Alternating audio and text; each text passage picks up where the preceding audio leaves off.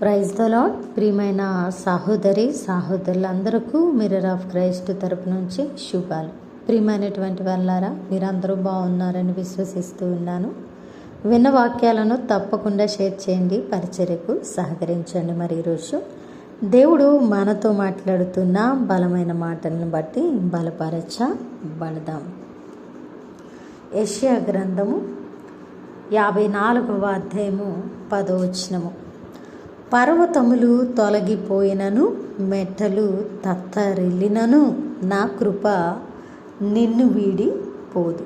హల్లెలూయా. దేవునికి మహిమ కలుగునుగాక.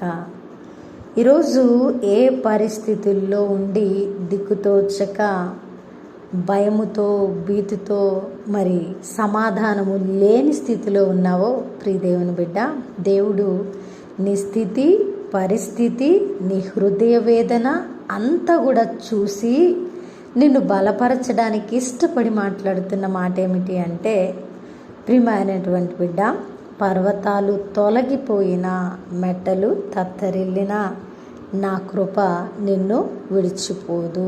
ఎంత మంచి మాట అండి. పర్వతాలు ఒకవేళ తొలగిపోవచ్చు, ఎందుకంటే పర్వతాలు అనే మాట మెట్టలు అనే మాట ఇక్కడ ఉపయోగించడానికి కారణం అవి తొలగిపోవడానికి, అవి తత్తరిల్లడానికి, పడిపోవడానికి అవకాశము లేదని, అవి అంత సులువుగా పడిపోవని, అలాంటివే పడిపోవచ్చేమో కానీ, అలాంటివే జారిపోవచ్చేమో కానీ, అలాంటివే వీడిపోవచ్చేమో కానీ, నా కృప మాత్రం నీ నుండి దూరం కాదు, విడిచిపోదు అనే మాట స్పష్టమైన వాక్కుతో మరి మాట్లాడినట్లు మనం చూస్తున్నాం. ఎంత మంచి మాటో కదా. ఏ పరిస్థితిలో ఉన్న ప్రియ దేవుని బిడ్డ, ఈ మాటను బట్టి బలపరచబడు. ఎందుకంటే ఆయన కృప మనతో ఉంటే మనము వ్యతిరేకతల్లో, ఇరుకుల్లో, ఇబ్బందుల్లో, దిక్కుతోచని స్థితుల్లో కూడా సమాధానకరంగా ఉంటాం కదా.